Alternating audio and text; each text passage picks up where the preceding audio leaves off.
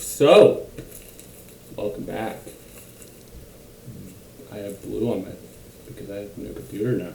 Anyway, while Israel was staying in Shittim, the men began to indulge in sexual immorality with Moabite women, who invited them to sacrifice to their gods. The people ate and bowed before these gods. So Israel joined in worship being Baal of Peor, and the Lord's anger was against them.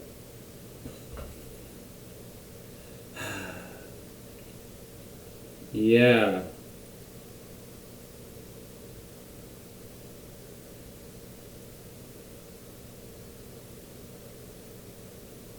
So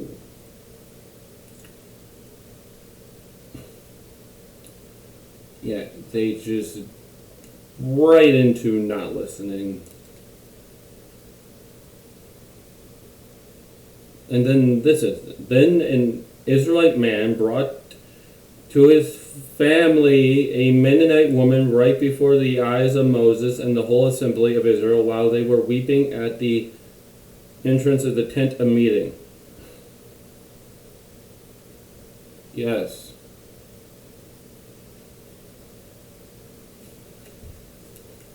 To his family. In other words, he already had a family. Yeah, he was committing adultery. All these people were. And in worshiping these gods, they might have committed child sacrifice. Very likely. Considering that is a legitimate thing Moab did and the Canaanites did. We have extra biblical evidence of this. There's literally reliefs in Egypt of the people of Canaan sacrificing children. This isn't biblical propaganda. Yes. In fact, we also have Zermai,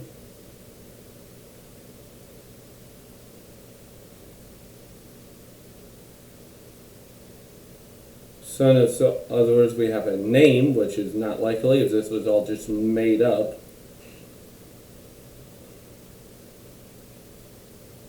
Yes.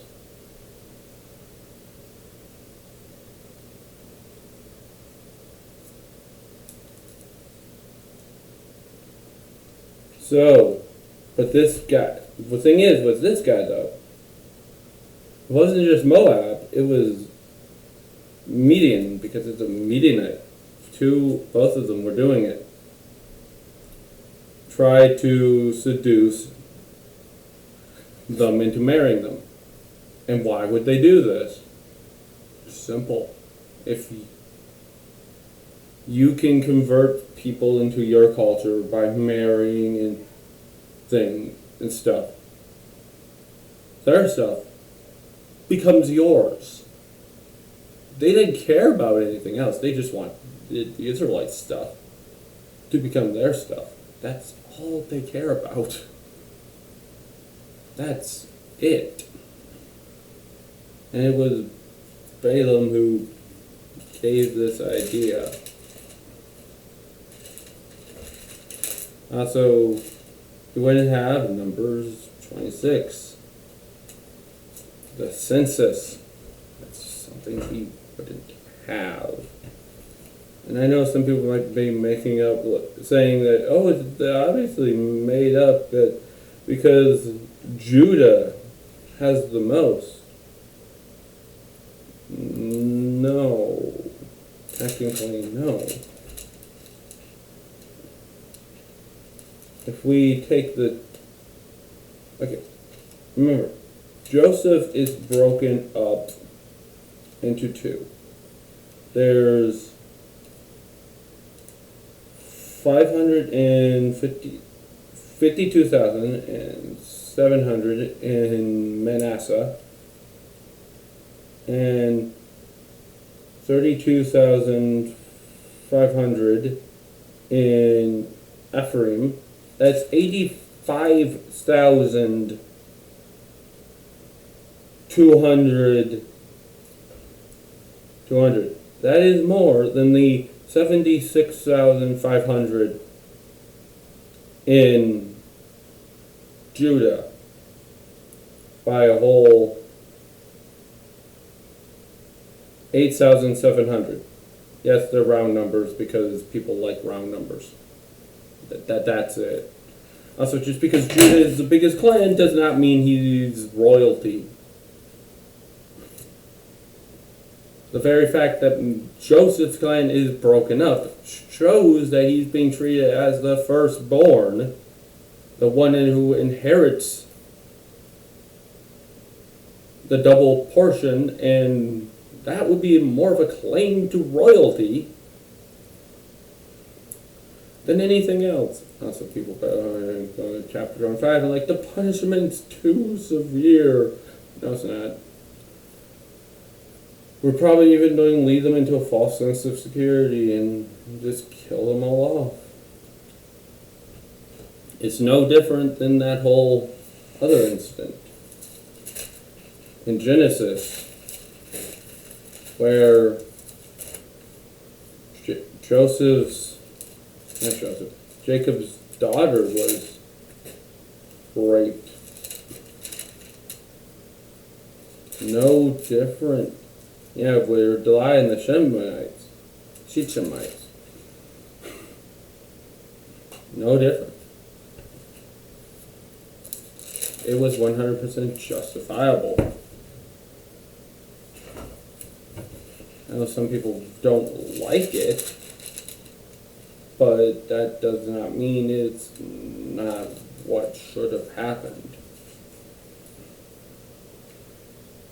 So yes, the round numbers are there because people just like round numbers. That simple. So yes, there is still nothing that points to Judah being considered special in any way, shape, or form. Nothing. If anything, Joseph is. And who ends up being the tribe of the king? Not Joseph. If it was just made up nonsense, yeah, no, that's not how that would work. If it was propaganda, that's not how that will work. These German scientists were divorced from the culture. They just made assumptions based on anti-Semitic thinking that Jews couldn't write something this complex or actually know their own history. Yeah.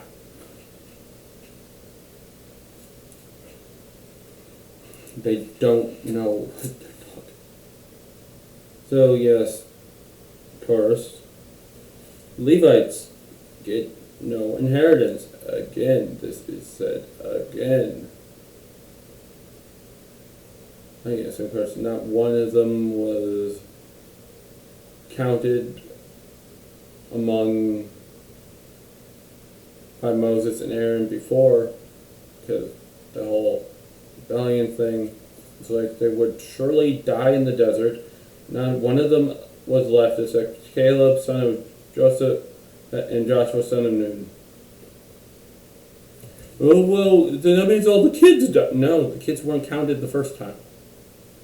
It was all 20 and up. So yeah, that's still true.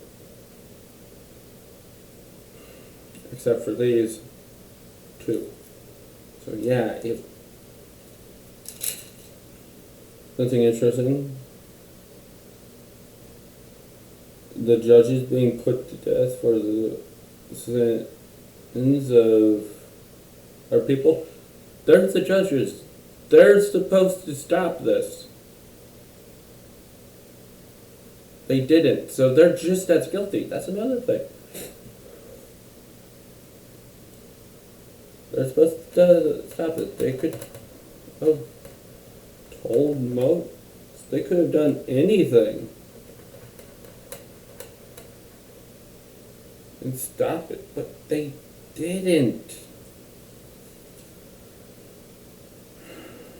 They didn't. Yes.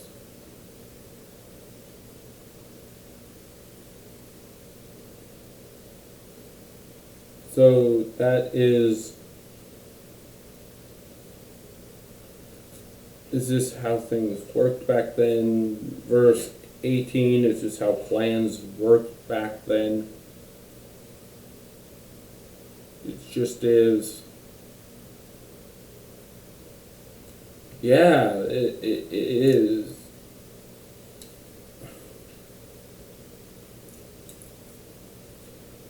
They did trying to make them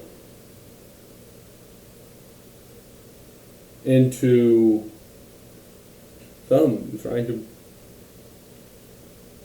make their stuff there, trying to take their stuff through deception and other things. That's just how it worked. Should we do it modern day? No. The Bible's just describing what happened. This is the one-time command from the Lord that's never repeated ever again. It's never repeated ever again. It's never repeated ever again. It's never repeated ever again. It's just not. This is a specific instance. But for some reason, people think this is what we should do now. And this proves the Bible is bad. Blah, blah, blah, blah, blah. Because they have no idea what nuance is. They don't. They don't understand nuance. Okay, anyway. Now, next off is some early women's rights. Yeah. So much for the Bible being sexist. The people who say that have no idea what they're talking about. They think a wife submitting to her husband is allowing him to beat her senseless every single day and act like his slave. They don't know what they're talking about. They just don't. So, see you then.